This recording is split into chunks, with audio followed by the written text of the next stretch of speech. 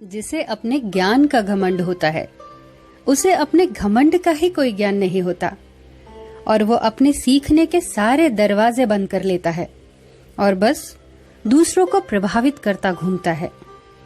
गंगा नदी पार करने के लिए एक पंडित जी नौका पर बैठे। नौका किनारे की तरफ बढ़ रही थी। पंडित जी नाविक को देख रहे थे। पंडित जी ने नाविक से प्रश्न पूछा, गणित के सूत्र जानते हो? नाविक ने जवाब दिया, नहीं महानुभाव, मैं तो बस अपनी आय और खर्चों का हिसाब किताब कर लेता हूँ और जीवन में एक ही सूत्र याद रखता हूँ कि खर्चे कमाई से ज्यादा कभी न हो। इस पर पंडित जी ने अपनी पंडिताई दिखाते हुए कहा, अरे ओ भोले व्यक्ति, तेरी पाव भर जिंदगी तो गई पानी में समझो। फिर पंडित जी ने दूसरा प्रश्न किया, कुछ भूगोल का ज्ञान है तुम्हें? कौन सा राज्य कहाँ है, कौन सा देश कहाँ है, कुछ जानते हो? नाविक ने फिर मासूमियत से कहा, माफ करें पंडित जी, मुझे तो बस आसपास के कुछ गांव और समुदायों का पता है, पर हाँ, मेरे गांव के लोगों के साथ मेरे संबंध बहुत अच्छे हैं। मुसीबत में एक आवाज में ही दौड़े चले आएंगे। इस पर फिर पंडित जी ने कहा, अरे ओ भोले नाविक, तुझे भूगोल का भी नहीं पता, तेरी आधी जिंदगी तो गई पानी में समझो।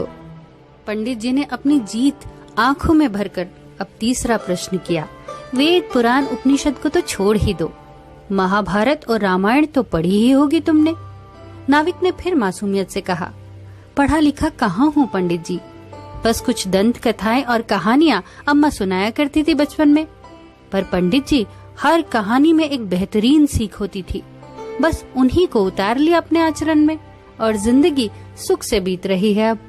इस पर पंडित जी सर पे हाथ धरकर बोले, अरे ओ भोले नाविक, तूने क्या किया जिंदगी भर? तेरी पौनी जिंदगी तो गई पानी में समझो। अब गंगा में पानी का प्रवाह तेज होने लगा। नाविक ने देखा कि नदी में एक भंवर बन रहा है और नाव उसकी तरफ खिंच रही है। नाविक ने पंडित से कहा, पंडित जी, नाव डूबने वाली है, पानी में कूद जाइए, तभी हम बच सकते हैं। पंडित जी घबरा कर चिल्लाए, अरे भाई, मुझे तैरना वैरना नहीं आता। अब नाविक पानी में कूदते हुए पंडित जी से बोला, महानुभाव, अब आपकी पूरी जिंदगी तो गई पानी में समझो।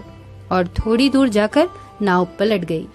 दोस्तों, ज्ञान न तो अभिमान करने के लिए होता है, न ही दूसरों का अपमान करने के लिए। ज्ञान का प्रयोग तो समस्याओं का समाधान करने के लिए होता है।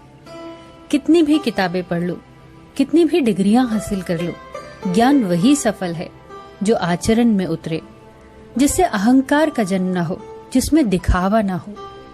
बस वही सच्चा ज्ञान है। दोस्तों, आपके लाइक्स, सजेशंस और फीडबैक्स देखकर बहुत खुशी होती है, बहुत हौसला बढ़ता है। चैनल के साथ ऐसे ही जुड़े रहिए।